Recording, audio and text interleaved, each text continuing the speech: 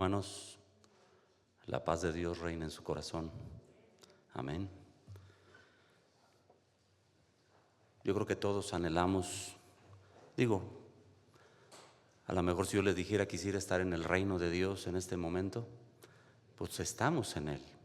Sin embargo, aún todavía falta el que este cuerpo se descomponga, desaparezca y podamos estar en esa dimensión que hemos hablado varias veces en estas semanas, en donde ese lugar especial que Dios quiere empieza desde que Él vino.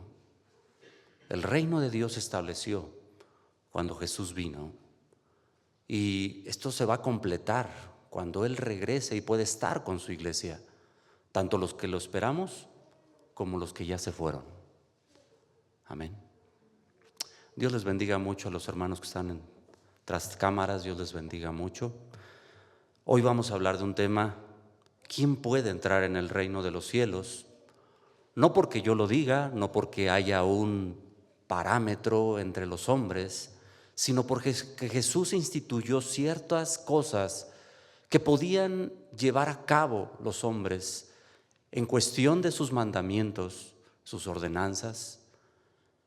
A través de lo que hizo Jesús es como el hombre puede entrar en ese reino de Dios. Amén. Vamos a orar. Señor Dios Todopoderoso, te damos gracias. Bendito sea tu nombre, Padre. Tú eres el único en quien podemos tener salvación. Tú eres el único Rey en nuestra vida. Gracias, Señor, por permitirnos estar delante de ti. Cada día queremos esmerarnos, cada día, Señor, queremos ser partícipes de ese reino eterno. Cuán grande es tu nombre, Padre. Queremos ser privilegiados cada día y poder gozarnos de todo lo que has hecho por nosotros y lo que seguirás haciendo hasta que se cumpla lo que tú has determinado en cada uno. Te damos gracias. Amén. Vamos a Mateo capítulo 19, hermanos, por favor. Dice en el verso 14 del capítulo 19: Pero Jesús dijo: dejad que los niños vengan a mí, venir a mí, y no se los impidáis, porque de los tales es el reino de los cielos. Y ya habíamos hablado que es un ejemplo de poder hacerles ver a todos los que realmente tienen estas características para poder ser parte del reino de Dios. No tanto los niños como lo está diciendo Jesús, no estoy diciendo algo contrario, sino que los que sean, los que se conviertan, los que vivan como tales, entonces podrán heredar ese reino de Dios, estar en ese reino de Dios, ese reino de los cielos aquí para Mateo. Amén. Entonces vamos a ver algunas características que debían de tener esos niños de acuerdo a la palabra. ¿Qué es lo que quiere mostrar el Señor con esto? ¿Qué va a representar a aquellos que se hacen como niños? Dice en el capítulo 18, verso 1, hermanos, porque hay algo que tienen en inquietud los discípulos y que ya habíamos visto, que el Señor enfatiza y que es necesario volverse y hacerse como niño. Inciso B, el que no se humille. Inciso C, el que reciba a un niño con estas características es como si recibiera a Jesús. ¿Sí? Y si nosotros vamos a Mateo capítulo 4, vamos a saber a qué se está refiriendo cuando Jesús dice: el que me recibe a mí. Capítulo 4, verso 17, que ya también lo habíamos visto, dice la palabra: desde entonces comenzó Jesús a predicar y a decir: arrepentíos, porque el reino de los cielos, ¿qué dice? ¿Quién ha traído ese reino? ¿Quién ha acercado ese reino? ¿Quién es el rey de ese reino? Jesús, ¿no? Por eso es que va a enfatizar Jesús ahora esa conversión, esas características, ese estilo de vida, que es como tienen que vivir ahora los que ahora se han traído de las tinieblas al reino de los cielos o al reino de Dios. Amén. Ese reino entonces se había acercado y Jesús va a ejemplificar cómo ese reino, cómo es ese reino, quién es el rey de ese reino, cómo tienen que vivir aquellos que ahora están en ese reino, cómo tienen que ser gobernados por ese rey de ese reino. Amén. Y que no es terrenal, que no es igual a los reinos de esta tierra. Jesús entonces va a empezar a hablar en este momento de algunas parábolas y va a explicar de qué manera ese reino de Dios tiene que ser en sus vidas. ¿Cómo se los va a explicar? ¿De qué manera? Lo voy a explicar en algunos puntos. Vamos al capítulo 18, una vez más. Y entonces Jesús va a decir, miren, el reino de los cielos es igual a esto. Dice en el verso, vamos a ver el verso 23. ¿Ya lo tiene? Por lo cual, dice, el reino de los cielos es semejante ¿a qué? A un rey que quiso hacer cuentas con sus siervos. Ahora Jesús va a poner un comparativo y va a decir, miren, el reino de los cielos es igual o es semejante, a un rey que quiso hacer cuentas con sus siervos. Y empieza a contar esta parábola o esta historia y va a contar, para no leerlo, y ustedes ya lo han leído, de dos deudores. Uno que debía mucho y que cuando vino este señor y le llamó para hacer cuentas con él, le dijo, es necesario que me pagues esto, y él le rogaba pidiendo que pues le esperara, pero dice que lo iba a vender o lo vendió. ¿Cómo dice? Dice en el verso 25, a como no pudo pagar, ordenó su señor venderle, y a su mujer e hijos y todo lo que tenía para que se le pagase la deuda. Pero entonces aquel siervo postrado le suplicaba diciendo, Señor, ten paciencia conmigo. Vemos que con tuvo paciencia y tuvo misericordia. Dice, movido a misericordia, le soltó y le perdonó la deuda en el verso 27. Que le debía mucho, sencillamente estaba condenado a pagar toda su vida. Y no solamente él, sino su familia también. Pero dice que movido a misericordia, el Señor, el dueño, le perdona la deuda. Y ya sintiéndose en paz, tranquilo, sin deudas, sin ningún problema, dice que saliendo de ese lugar va y busca a otro consiervo, lo encuentra, le debía menos que lo que él debía, y dice que lo toma y casi lo ahogaba diciéndole que le pagara lo que le debía, que era menos de lo que él debía. Cuando lo vieron los consiervos del Señor, dice que se lo contaron, y entonces dice que fue por él y lo tomaron y lo llevaron al verdugo hasta que pagara todo lo que debía, porque no tuvo misericordia. ¿Y qué comparativo tiene entonces con entrar en el reino de los cielos? Porque entonces está comentando el Señor que el reino de los cielos es similar a un señor, a un rey, al cual sus siervos le debían y les perdonó. ¿Y qué debían de hacer ellos también? Practicar lo mismo, perdonar, tener misericordia. Sin embargo, no lo tuvieron. Entonces Jesús está diciendo, el reino de los cielos es así, de esta manera. A ti se te perdonó mucho, a nosotros se nos perdonó mucho, bastante. ¿Qué tenemos que hacer también con aquellos que pues nos han agredido, nos han mentido, nos han engañado? ¿Tenemos que ser igual entonces? Dice que en el reino de los cielos es diferente.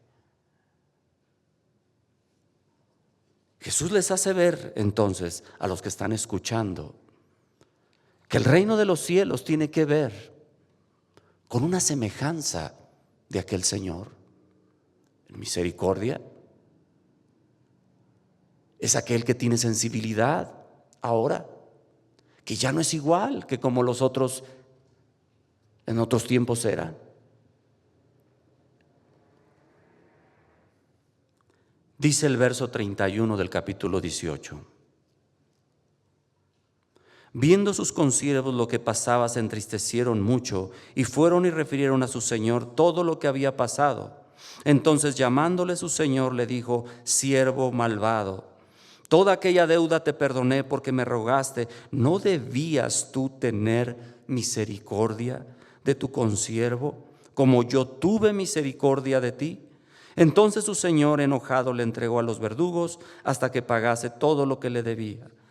Dice el verso 35: así también mi Padre Celestial hará con vosotros, si no perdonáis de todo corazón cada uno a su hermano sus ofensas. El reino de Dios, el reino de los cielos, es de esta manera. Ahora, los que vivimos en el reino de los cielos, aún en esta tierra, hermanos, porque creemos que todavía no estamos viviendo en él, ¿cómo tenemos que ser? ¿No se nos perdonó mucho, hermanos? ¿Sí? ¿Cómo tenemos que ser nosotros también? ¿Cómo tenemos que vivir en ese reino? ¿Quién puede entonces entrar en ese reino de los cielos? El que es de esta manera. Y digo, cada día tenemos que recordar, y esto es apenas el comienzo. ¿Por qué? Porque parece ser que en el capítulo 19 va a empezar a hablar del divorcio y de la manera como el hombre puede repudiar a la mujer por alguna situación. Parece ser. Pero quiero enfatizar algo, porque estamos viendo los que viven en el reino de los cielos, ¿no? Capítulo 19. Yo le voy a hacer una pregunta. ¿Qué es más fácil? ¿Repudiar o perdonar? A veces. ¿Por qué cree que los fariseos buscaban esto? No estoy hablando solamente de los fariseos. Hoy en estos tiempos es más fácil el divorcio que platicar, ponerse de acuerdo, ¿verdad? Es difícil, yo sé, hay muchas cosas, ¿verdad?, que también tenemos que ver. Pero yo creo que a veces el hombre toma la decisión, pues, de esta manera. ¿Qué es más fácil? Pues esto. ¿Qué es lo que buscaban estos hombres? Por eso en el capítulo 19, verso 1 dice que aconteció que cuando Jesús terminó estas palabras, porque tiene una relación continua, se alejó de Galilea y fue a las regiones de Judea, al otro lado del Jordán. Y le siguieron grandes multitudes y los sanó allí. Entonces vinieron a él los fariseos. Jesús sigue teniendo misericordia. Jesús sigue practicando y sigue viviendo en el reino de Dios, en el reino de los cielos. Entonces vinieron a él los fariseos, pero tiene énfasis en una palabra, tentándole y diciéndole. ¿Qué es lo que buscaban ellos? Tentarle simplemente. Porque ellos conocían la ley. Pero miren, empiezan preguntando al Señor que si es lícito al hombre repudiar a su mujer por cualquier causa. Y ni siquiera lo ponen en énfasis, sino dice por cualquier causa. Jesús dice, él respondió y les dijo: ¿no habéis leído que el que los hizo al principio, varón y hembra los hizo?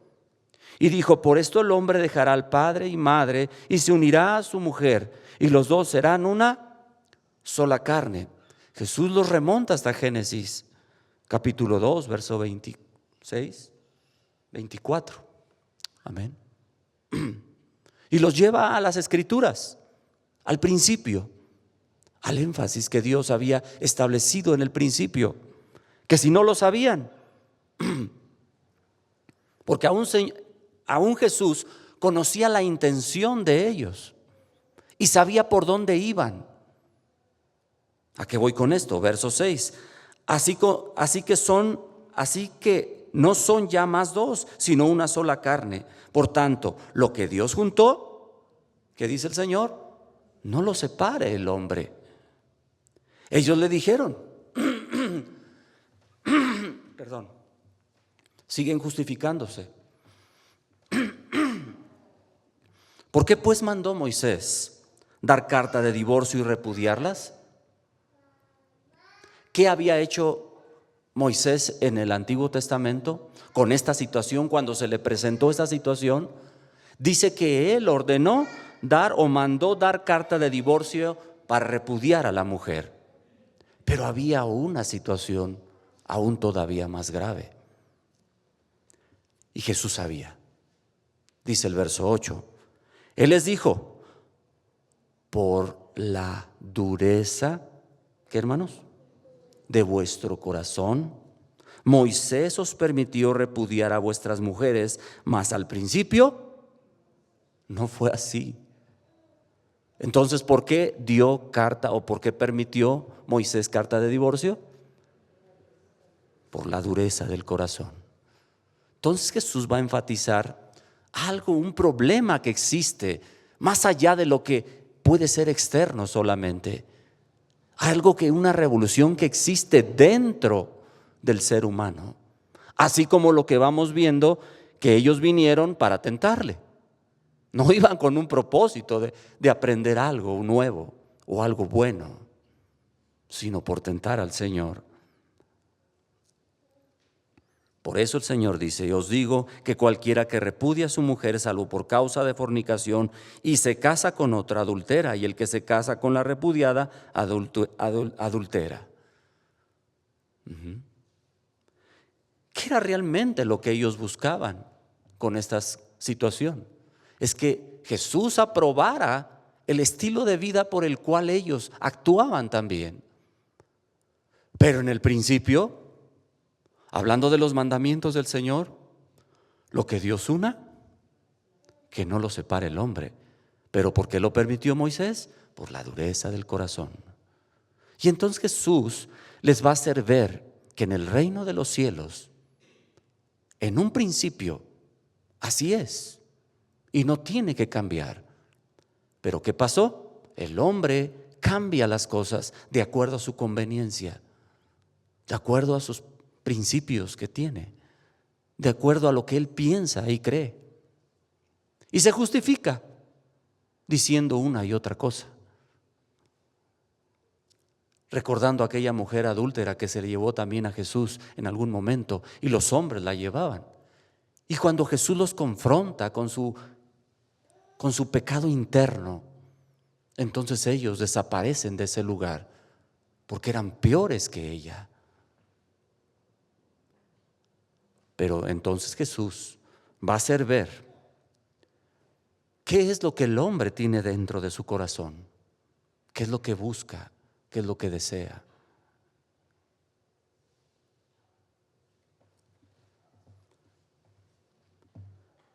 Pero también los discípulos no entendían aún bien todo esto.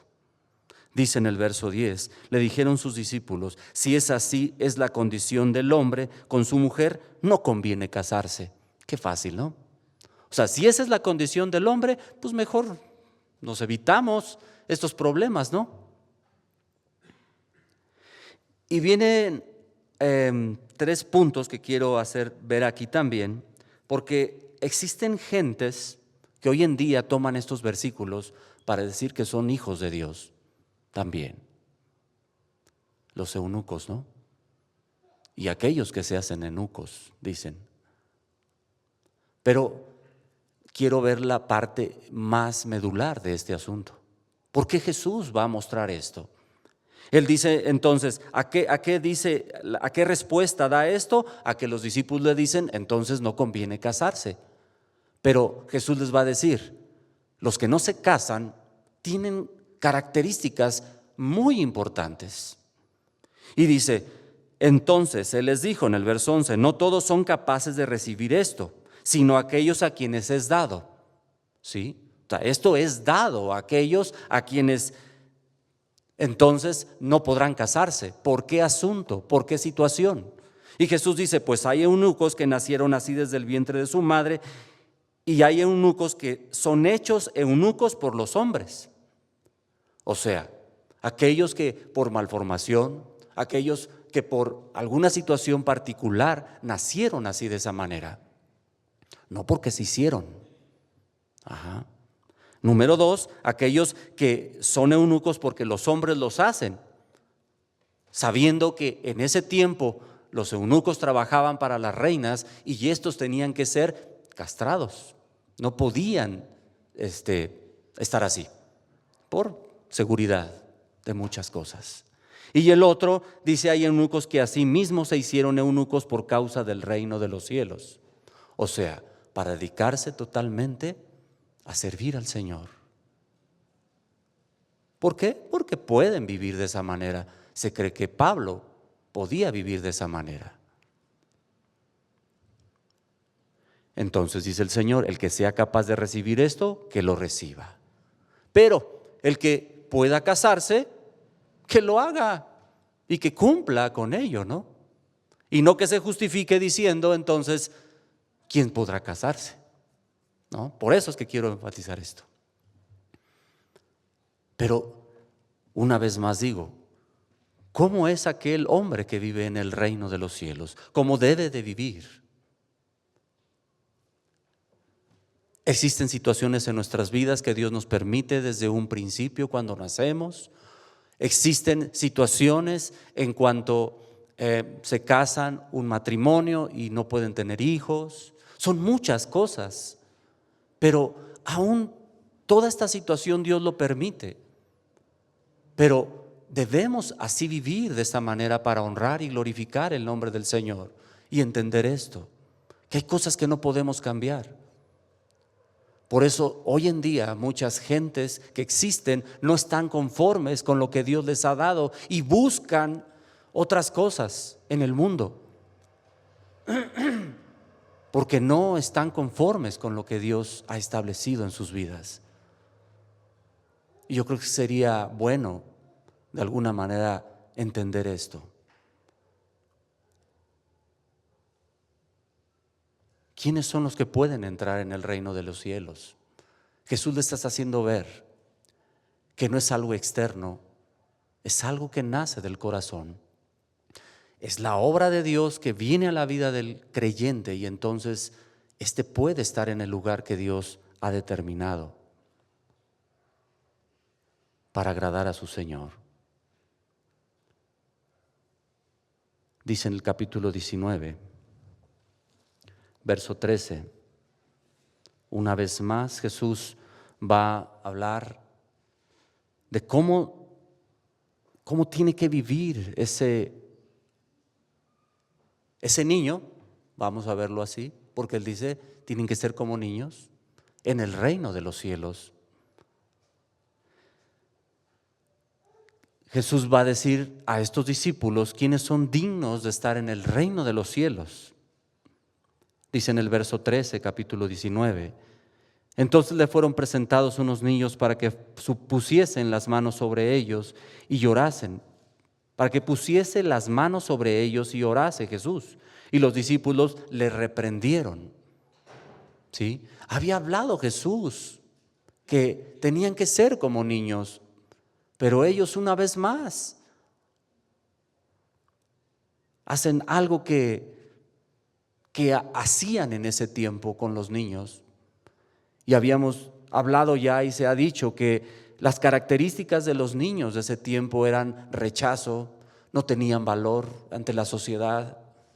Los niños también tenían una característica importante de poder acercarse a Jesús, que es lo que estamos viendo aquí. Y Jesús les dice en el verso 14, dejen que los niños vengan a mí y no se los impidáis, porque de tales es el reino de los cielos. Una vez diciéndole, ustedes también de la misma manera tendrían que venir a mí, acercarse a mí. Dice el verso 15 que habiendo puesto sobre ellos las manos, se fue de ahí. Estos que son como niños entonces son los que necesitan acercarse al reino, que desean estar cerca del Señor, que quieren tener intimidad con Dios, que buscan tener una relación continua con su Creador, como los niños que está mostrando Jesús. Y va a mostrar el reino de Dios también con un joven rico que se acerca. Dice en el capítulo 19, verso 16.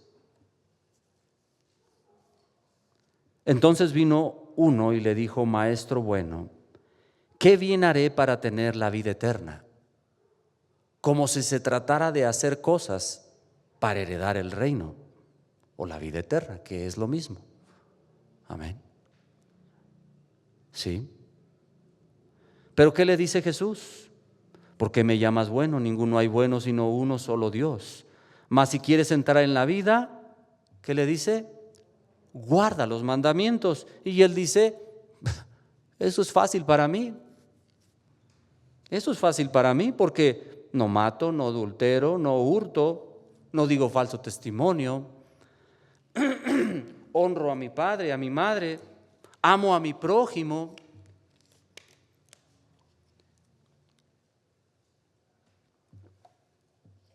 Pero si usted nota, hay algo que falta aquí.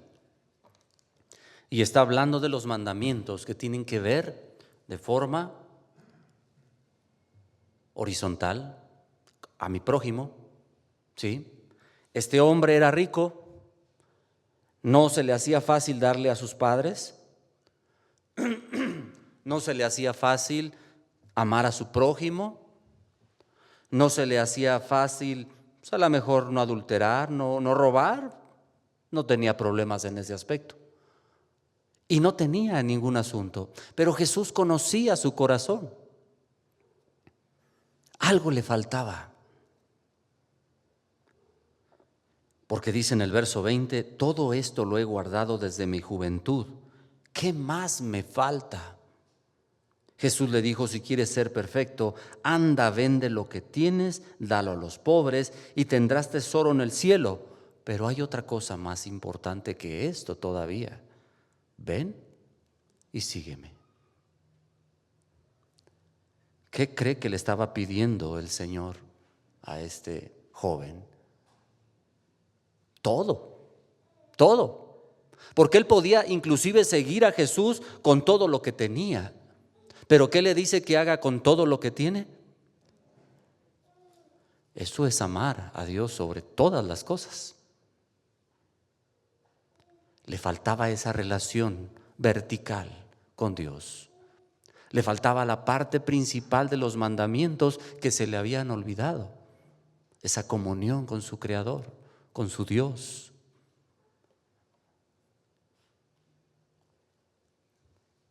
¿Puedo amar a Dios por sobre todas las cosas? Hágase esta pregunta, hermano. ¿Qué pasaría si Dios le dijera, ¿me amas? Y le pidiera lo que más usted a lo mejor ama. Usted podrá decir, sí, yo amo a Dios por sobre todas las cosas, pero ¿habrá algo que ame más, hermano?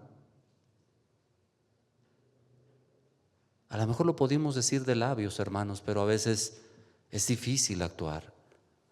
Sin embargo, el Señor es tan misericordioso que Él no nos pone esas pruebas tan grandes que no podemos pasar a lo mejor, ¿no? Sin embargo, ¿está usted dispuesto, está dispuesta a dar su vida por el Señor? ¿Amar a Dios sobre todas las cosas? ¿Quién puede entonces entrar en el reino de los cielos? ¿Quién puede estar en el reino de los cielos? Capítulo 19, verso 23. Entonces Jesús dijo a sus discípulos: de cierto os digo que difícilmente entrará un rico en el reino de los cielos. Otra vez os digo que es más fácil pasar un camello por el ojo de una aguja que entrar un rico en el reino de Dios. Ajá. Y hablando de esto, no estoy hablando de cosas o interpretaciones que a lo mejor el hombre ha tenido, como meter un hilo en una aguja, o lo que hablan de una puerta o algo así, sino está hablando de la dificultad que pudiese ser para el hombre entrar en el reino de los cielos, que lo que puede hacer Dios en la vida del hombre. Porque sus discípulos confirieron con él esto en el verso 25. Oyendo esto se asombraron en gran manera y diciendo: ¿quién pues podrá ser salvo? ¿Por qué? Porque tenían el mismo concepto también ellos, de poder hacer algo para poder entrar en el reino de los cielos. Pero no se trata de eso, porque Jesús les va a decir la clave. Verso 26, mirándolos Jesús les dijo: para los hombres esto es, ¿cómo? Esto es imposible, pero ¿para quién sí es posible? Mas para Dios todo es posible. Entonces se trata de quién. ¿De qué manera el hombre puede entrar en el reino de los cielos? A través de la obra que él hizo. ¿Qué es lo único que pide el Señor ahora que ya estamos dentro del reino de los cielos, hermanos? Que vivamos como tal. Que no pensemos como piensan los del mundo.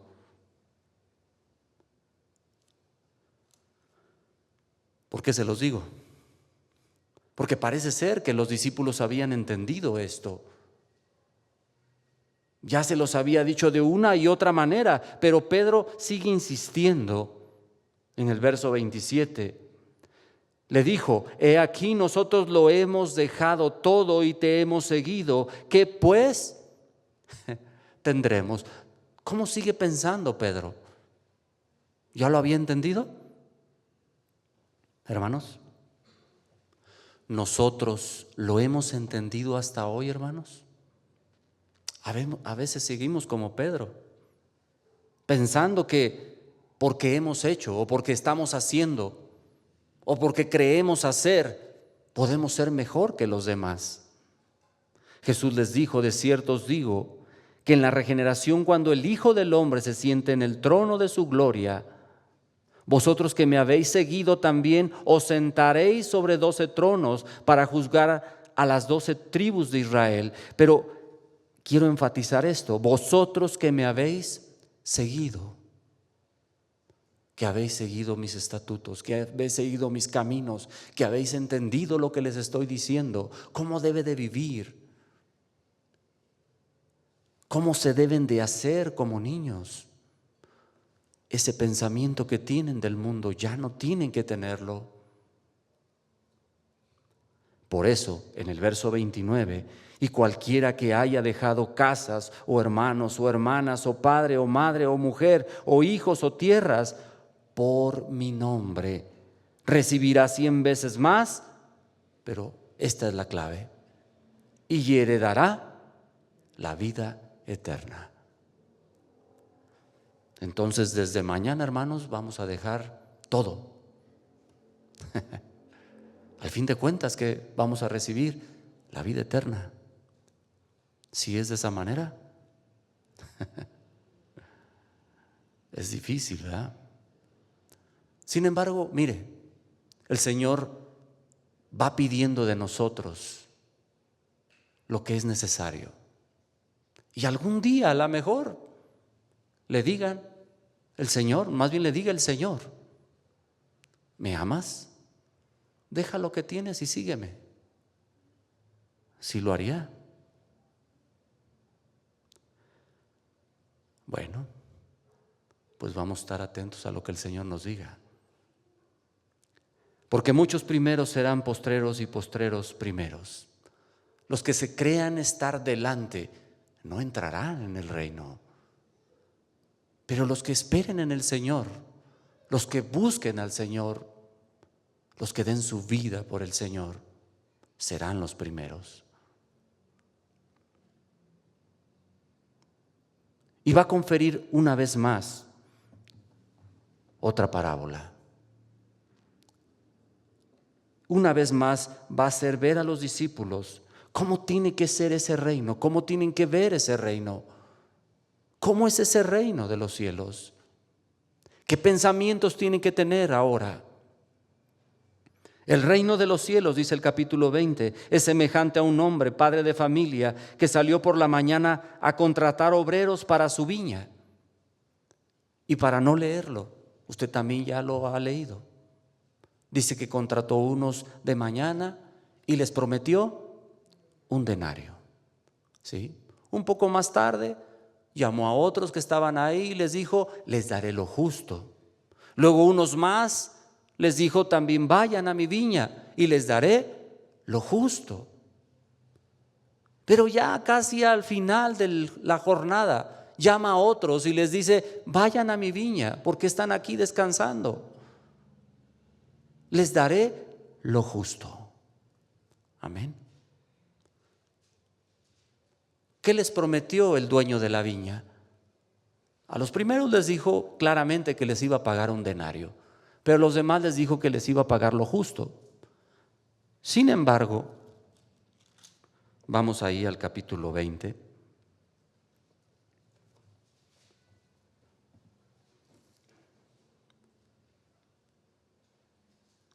Dice en el verso 9.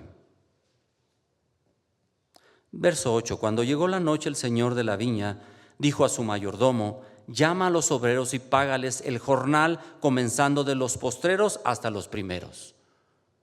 Dice en el verso 9, y al ver los que habían ido cerca de la hora 11, o sea los últimos, recibieron cada uno un denario, igual que quienes, que los que había llamado primero, ¿no? Y al venir también los primeros pensaron que habían recibir más, porque también ellos recibieron cada uno un denario. Y al recibirlo murmuraban contra el padre de familia, diciendo, estos postreros han trabajado una sola hora y los has hecho iguales a nosotros, que hemos soportado la carga y el calor del día. ¿Estaban en lo justo ellos de reclamar, hermanos? Trabajaron desde la mañana, pobrecitos. ¿Pero qué se les había prometido? Un denario. ¿No se les pagó un denario? Dice en el verso 13, él respondiendo dijo a uno de ellos, amigo, no te hago agravio, ¿no conveniste conmigo un denario? Toma lo que es tuyo y vete, pero quiero dar a este postrero como a ti. ¿No me es listo hacer lo que quiero con lo mío? ¿O tienes tú envidia porque yo soy bueno? Dice el verso 16, así los primeros serán postreros y los postreros primeros, porque muchos son llamados, pero pocos los escogidos. ¿Qué pensamiento tenían estos que habían sido llamados? Que porque habían hecho mucho o más, entonces recibirían ¿qué? Si se les había prometido lo justo también, y se les pagó lo justo. Así que, hermano, si el Señor nos ha llamado, hágalo con gozo. Tengamos el mismo pensamiento en relación a lo que el Señor quiere que hagamos. Si nos ha llamado a servir y se nos ha puesto en un lugar, cualquiera que sea, hágalo con gozo. Porque estamos ¿en dónde? En el reino de los cielos. Ni nadie es más, ni nadie es menos por lo que hace. Todos recibiremos la vida eterna. La salvación que se nos prometió. ¿Quién puede entonces entrar en el reino de los cielos? ¿Quién puede ser como niño? quien puede anhelar con gozo lo que Dios le ha dado. La imposibilidad del hombre de entrar en el reino por sus propios méritos no es lo que Dios quiere. Se necesita a Dios.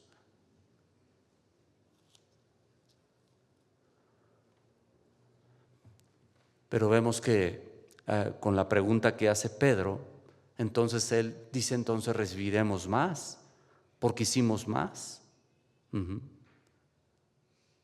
Hablando de lo anterior, ¿no? Pero Jesús le hace ver que recibirá lo mismo cuando le habla de la parábola de la viña.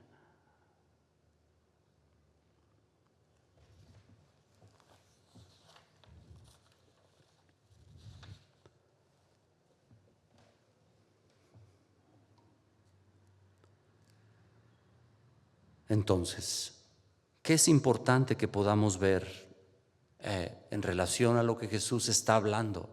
¿Cómo es que este hombre, cómo es que este creyente tiene que vivir? ¿Qué pensamiento tiene que tener? ¿Cómo tiene que establecer ese gobierno en su vida de parte del Señor, en su vida, para poder mostrar el reino de los cielos en su vida? Por eso es que va a hablar el Señor de estos niños,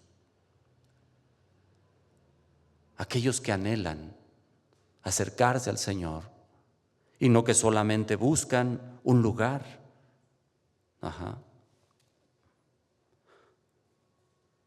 Y más adelante, inclusive en el verso 20 del capítulo 20, entonces se le acercó la madre de los hijos de Zebedeo con sus hijos, postrándose ante él y pidiéndole algo. Y le dijo, ¿qué quieres? Ella le dijo, ordena que en tu reino se sienten estos dos hijos míos, el uno a tu derecha y el otro a tu izquierda. Pero en otros evangelios habla de que ellos se acercaron buscando estos lugares, uno a tu izquierda y uno a tu derecha. Esa mentalidad del mundo era necesario que fuera cambiada, transformada, para poder establecerse en el gobierno del Rey. ¿Qué es lo que nosotros estamos siendo capacitados en estos tiempos de la iglesia?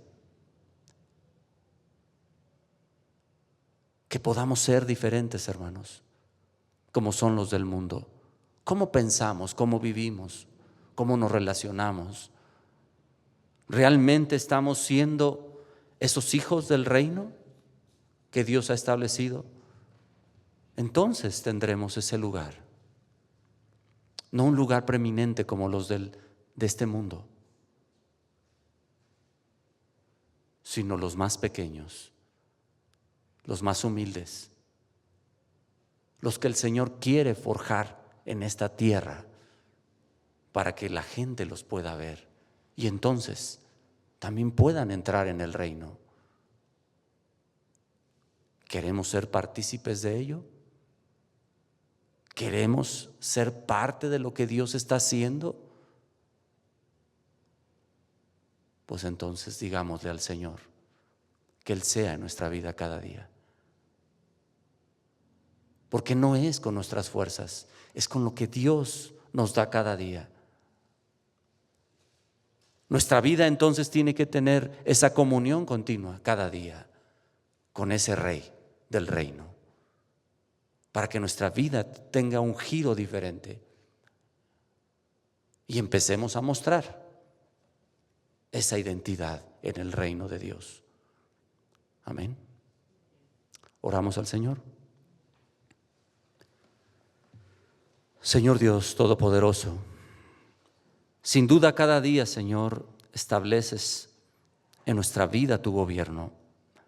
Te damos gracias, Señor, y te pedimos nos enseñes cada día cómo tenemos que manifestar tu gloria, cómo tenemos que vivir, Señor, siendo parte del reino del cual, Señor, tú has empezado desde el día que viniste a este mundo. Gracias, Señor. Gracias por aquellos, Señor, que viven conforme el reino de Dios. Te damos gracias, Señor, y te pedimos nos enseñes a vivir cada momento, cada instante, reflejando ese reino en nuestras vidas. Te damos gracias, Señor. Amén. Dios les bendiga, mis hermanos.